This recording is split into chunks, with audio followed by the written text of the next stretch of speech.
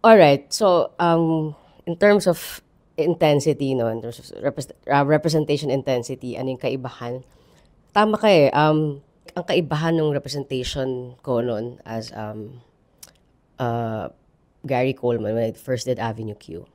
For me, it was just a role, alam mo yun? Kasi at that time, hindi ko pa that was too long ago na hindi ko pa alam yung term na trans man at hindi ko alam noon na trans man pala ako. Um, and yeah, when I did the role, I was just playing it. Pero siguro ngayon mas malalim siya because bukod sa aware na ako, alam ko na kung anong identity ko, itong kwento na ito ay kwento ng mga Pilipino eh. And of course, alam natin na ang Pilipinas, kahit mas progressive na tayo ngayon, still very conservative.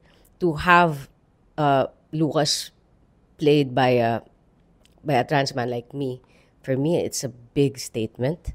Alam mo yon na ngayon, kumbaga, hindi na natin tinitignan talaga kung ano yung panglabas lamang na anyo, pero yung paano rin mabibigyan um, ng representation yung mga kagaya ko before na walang masasabing very visible na trans man sa kwento ng Philippine theater or sa kwento ng Philippine history.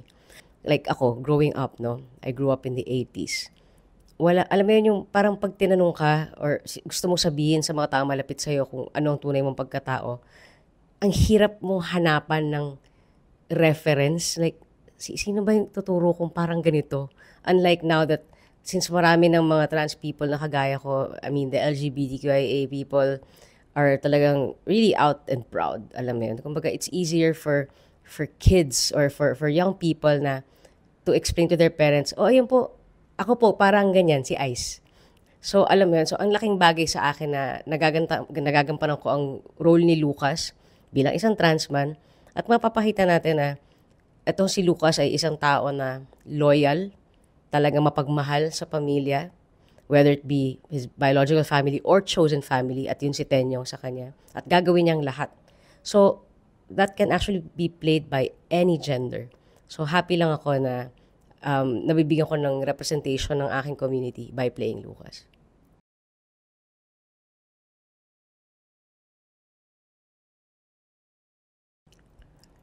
Um, my mom, she was always present. Alam mo yun. Present not just in every gig, not just in every concert, but in my everyday. And I think that's what family is all about eh. Hindi man kayo parating magkasama, but you know, lagi mo silang matatakbuhan kapag kinakailangan.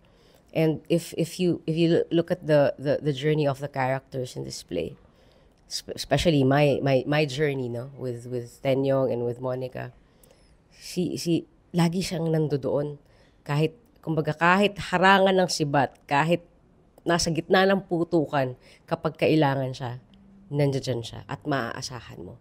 And 'di ba, it's nice to know that may ganun kang pamilya at kapamilya na kahit ano pa man ang mangyari, alam mo nasa iyo ang loyalty nitong tao na. So ako, my mom kasi ever since I was young, she trained me na kahit ano pa man yung pinagdadaanan mo sa personal life mo, your audience deserve your 100% every time.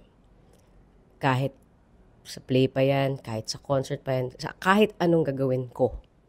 Kumbaga, they deserve nothing less than my best.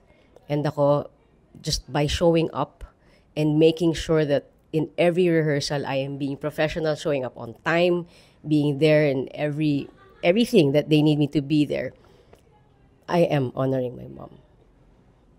Thank you so much for supporting Walang Aray. I'm Ai Sigera.